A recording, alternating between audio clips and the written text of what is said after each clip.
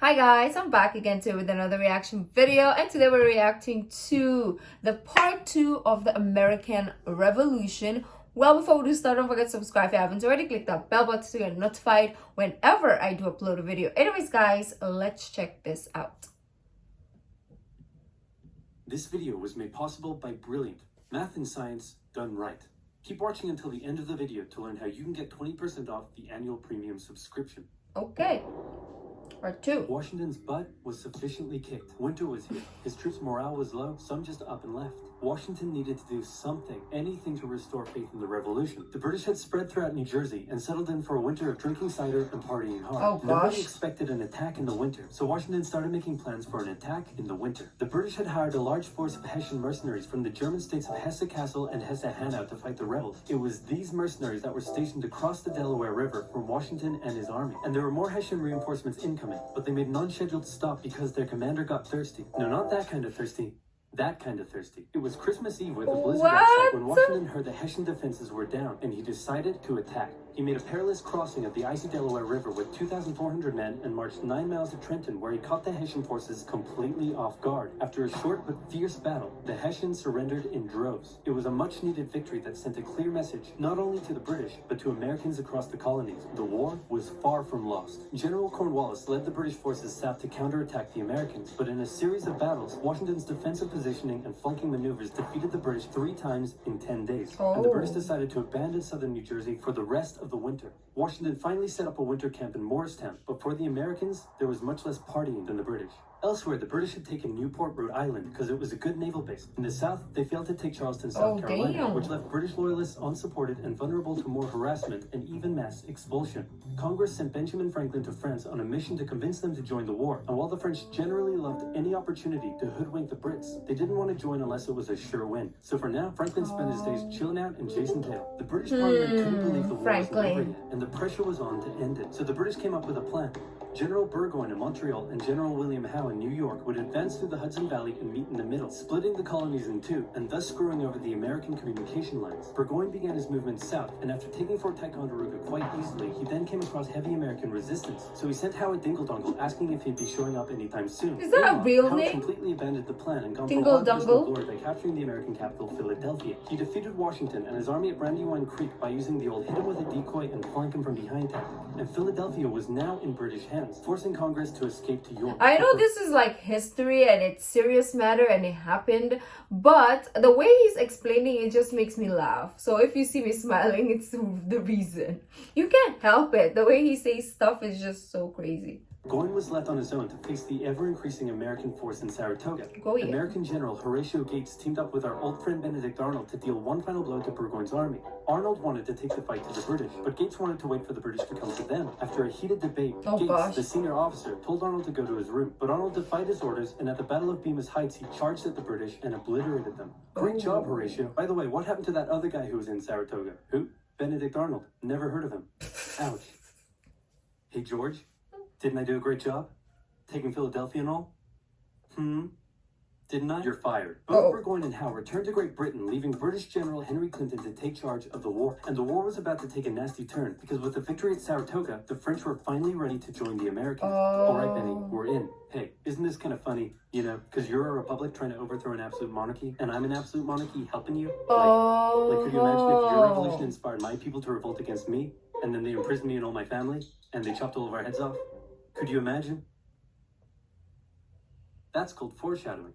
For now in America, winter was here once again, which meant yet more disease, more starvation, and even a little mutiny. After losing Philadelphia, Washington's job was again on the line. But suddenly, a Prussian guy with a very fancy name, hired by Benjamin Franklin, showed up out of nowhere and said, "Hey, I'm here to give your men a European military training." And train them he did. They learned how to shoot accurately, how to march in formation, where to... Well, that wasn't accurate. Strict punishments were handed out to any who the animation. Washington's army came out of the winter in 1778 a new and improved force, ready to take Philadelphia back from the British. In the end, though, they didn't have to. Every time I hear Philadelphia, I just think about the cheese, the cream cheese. Sorry. With the French entry into the war, the British ordered General Clinton to evacuate Philadelphia and consolidate all of the British forces in New York. So Washington sent Benedict Arnold to reoccupy and secured the city as he pursued the British through New Jersey on land, eventually finding a good opportunity to attack at Monmouth Courthouse. The battle took place on a sweltering hot summer's day, and as many soldiers died from heat stroke as they did from battle. In the end, after some incompetence/borderline treason from Washington's second-in-command, it was a draw.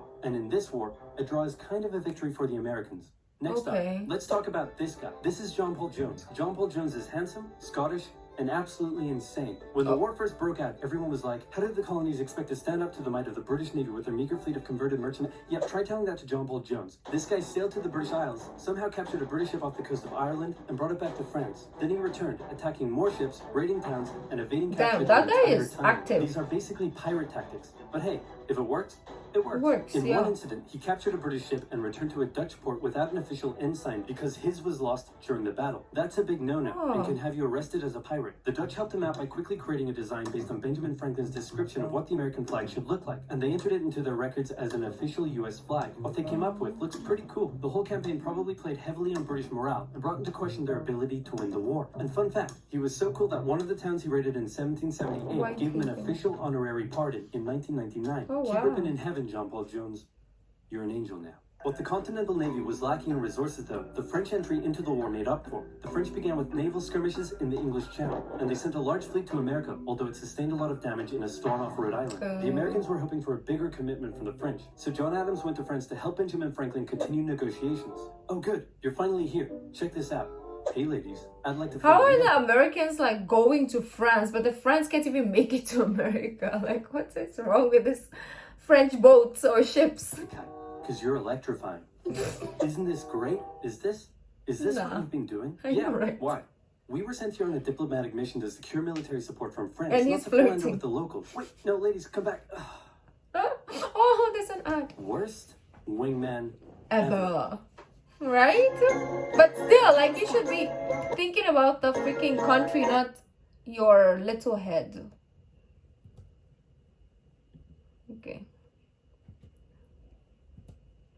Okay, I broke it. Alliance. More significantly, though, the Spanish, who had already been providing aid, officially joined the war in June 1779. They would provide support in the Midwest and the Gulf Coast, campaigns that heavily impacted the Native American tribes in those areas. Both sides actually enlisted the help of Native American tribes throughout the war, sometimes even pitting those tribes against each other. In the summer of 1779, after a series of raids against the Americans by the Iroquois, Washington organized an expedition that burned down more than 40 villages, forcing the tribes to relocate to Canada for British protection. And another group that shouldn't go unmentioned were African Americans, both free and enslaved. They joined both sides of the war, hoping to gain their freedom. But afterwards, many were simply returned to slavery, particularly those who had fought for the Americans. Despite owning slaves himself, Jefferson had written a condemnation of slavery. We learned about the Civil War. But out of fear of offending the southern colonies, this was removed from the final draft. For the same reason, the American Army stopped enlisting African American men in 1775, a policy that Washington, a slave owner himself, supported. But they were forced to reverse the policy after the British promised freedom to any slaves who joined them. In general, you stood... I think I've heard this part about the British, like, mostly freeing some of the slaves. I'm not so sure the depth of that history. I just saw it here and there, and it's on social media, so I don't know exactly the factual aspect of what I saw. So that would be nice to kind of like look into as well. The better chance of gaining freedom if you fought for the British. However, even those that left with the British after the war suffered mistreatment and discrimination in their new lives outside of America. So maybe it's not Our good true. friend Benedict Arnold is now in charge of Philadelphia, having a good time, partying down with, and even marrying a member of the Philadelphia elite. The same elite that had partied down with the British when they controlled the city. And suddenly, the people of Philadelphia, including the state governor, started accusing Arnold of having pro-British sentiments. To keep the people happy, Washington wrote a letter rebuking Arnold, calling his conduct imprudent and improper, and that was too many ouchies for Benedict Arnold to handle. He asked Washington to put him in charge of the fort at West Point. Feeling Then he bad for contacted him. the British, offering to hand the plans of the fort over to them and join their Wanna side. be my friend. Our good friend Benedict Arnold is our good friend no more. Oh, Luckily, the treasonous plans were discovered on a captured British officer, but Arnold managed to escape before he was This arrested. is where backstabbing came from, or blindsided, or snitching came from As a British brigadier general, Revolution. he would go on to lead raids against American cities, most notably his raid of Richmond, Virginia in 1781. His betrayal shook George Washington, who had once again set up camp at Morristown. His leadership somehow held the Continental Army together through the harshest winter of the war. Your shoe looks We're entering delicious. 1780, and Parliament was hopping mad that the war still wasn't over. The British debt was soaring, and despite taking parts of Massachusetts in late 1779, the North was in a stalemate, so the British decided to make a major shift. I just realized this happened because of the tax. I just remembered that this American Revolution started because of tax of the British. In strategy, to the south, an economically rich area with a higher level of support for the British, or so the British thought. A year earlier, they had captured the underdefended city of Savannah, Georgia, easily, and a joint American-French counter-siege failed. Now, they laid siege to Charleston, South Carolina. It fell within months, with thousands of American troops surrendering to the British, a costly defeat. The British quickly moved to take control, and they sent stereotypical Hollywood villain with a Literally, British accent, Bannister the Butcher Tarleton, into the backcountry, where he Britain hunted down rebels and destroyed them with ruthless brutality. took British over the presence whole also world inspired local at some loyalist point. militias in the backcountry to rise up against their persecutors. The British really seemed to be onto something with their new strategy, and the ball was very much in Washington's court. I'm going to send my most loyal general, Nathaniel Greene, to the south to stop the British. Gonna have to overrule you there, George. We're sending hero of Saratoga and your biggest rival, Horatio Gaines. Saratoga Watch this, is- George. I'm gonna save the day again. Oh, I thought it Everybody was will love me, Spain. and I'm gonna get your job. Here I go. And he got into one battle with Cornwallis, got annihilated, and ran away. Alrighty, let's go with your guy. Nathaniel Greene knew the British outnumbered his own forces and wouldn't be defeated with conventional tactics, Excuse so he me? had to think outside the box. He split his army into two, said, "Hey, big boy, look at me," and then they went running in two different directions. Cornwallis sent Tarleton's army into Cornwall two, said, is "Hey, big boy." literally super British. It's a lot of. I've seen a lot of British people's last name Cornwall, but his is Cornwallis. And there's a place in England. I mean, yeah, that is Cornwall, right? Look at me. And then they went running in two different directions. Cornwallis sent Tarleton after Morgan, Cornwallis. and he caught up with him at Cowpens, where Morgan proceeded to kick Tarleton's butt. Then the two led Cornwallis on a wild chase through North Carolina. His bigger and better equipped army much heavier and slower than Bro. Greene's quick and mobile troops. Greene led Cornwallis further and further from his supply line, then crossed the Dan River into Virginia, picked up some reinforcements, and turned back to face the now exhausted British. At the Battle of Guilford Smart. Courthouse, the two sides engaged in vicious close combat. Cornwallis, fearing loss, fired his big guns into the chaotic fighting, cutting down many of his own men. Greene retreated, giving Cornwallis the victory, but Cornwallis lost a quarter of his men in the fighting, so it felt much more like a British defeat. At this point, both sides desperately needed something to happen soon to end the fighting. The British at were how they running put out of money, band-aids. while the Americans were again facing mutinies as the men went without pay or even basic living needs. Fortunately, the French were now showing up in greater numbers and were ready to fight. After his Ooh, encounter with come on, Greene, France. Cornwallis decided the only way to win the South was to first prevent the Southern Continental Army from using Virginia as a supply base. So he abandoned the Carolinas, moving to Wilmington and on to Yorktown, a position the British believed would be easy to supply and support. On his march to Yorktown, he raided many farms, stealing horses and supplies from the locals, but also freeing Such a- thousands of slaves, many of whom joined him. The French saw Cornwallis's new position as an opportunity to land a decisive blow on the British. Washington wanted to attack Clinton in New York, but the French said it was a really dumb idea. And to be fair, it was. Okay. Instead, Washington sent out fake So French dispatches know to what make they're it saying, look huh? like they would attack Clinton, but secretly their combined force marched all the way down to Virginia. A large French fleet under the command of Comte de Grasse arrived and successfully cleared the British De Navy of Grasse. the I Chesapeake love that, Bay. like, you know from their last names or names if they're American, British, or French. Like, I love the discrepancies. I don't know if I use the word correctly. The combined land and naval forces then laid siege to Cornwallis's army in Yorktown.